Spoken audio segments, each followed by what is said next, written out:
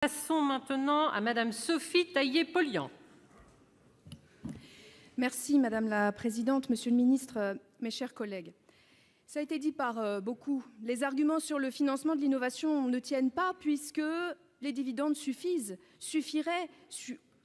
je l'espère, à financer effectivement l'innovation dans notre pays. Non, l'unique but de ces privatisations et de celles-ci, c'est effectivement un désendettement de façade, relativement artificiel de notre pays, pour ne pas continuer à frôler la barre des 100% du PIB. C'est là, finalement, l'unique souci. Mais pour cela, faut-il vendre, cela a été dit, un actif stratégique?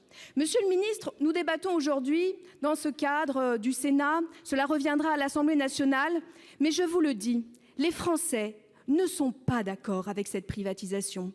Les Français ne sont pas d'accord avec ces privatisations, car ils en ont vu sur les autoroutes les conséquences. Et ils voient aujourd'hui ce que nous faisons et ils ne sont pas d'accord. Vous n'avez presque pas le droit. Alors le droit juridique, vous l'avez, mais politique, vous n'avez pas le droit moral de nous soumettre aujourd'hui cette question. Écoutez, Monsieur le Ministre, le président Macron cherche une question pour un référendum. Eh bien, posez-lui celle-là. Voulez-vous, Françaises, Français, privatiser nos aéroports? Allez-y, allons-y, parce que c'est dans le cadre du grand débat national.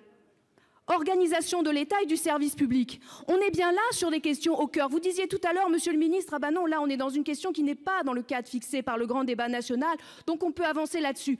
Là nous y sommes en plein. Actifs stratégiques, mission de service public, souveraineté de la France. Alors faites-le.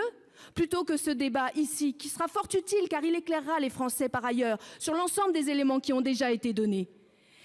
Je finirai, Monsieur le Ministre, sur le fait de dire nous privatisons mais pour 70 ans, mais gardons la main sur ces actifs qui sont non seulement stratégiques, mais qui sont en plus, on le sait, le transport aérien fait partie des éléments économiques qui polluent le plus. Qu'en sera-t-il dans 70 ans, qui sont le plus consommateurs d'énergie fossile, qui, on le sait, ne seront peut-être plus aussi faciles à obtenir et qui polluent notre planète dans 70 ans, quand il faudra peut-être revenir un petit peu à la baisse, retravailler les modes de déplacement, retravailler notre empreinte écologique, car il y aura plus qu'urgence, l'urgence est déjà là. Que ferons-nous? L'État aura perdu la main. Alors pour anticiper, eh bien je crois qu'il ne faut surtout pas privatiser ADP, et pour respecter la grande demande de démocratie,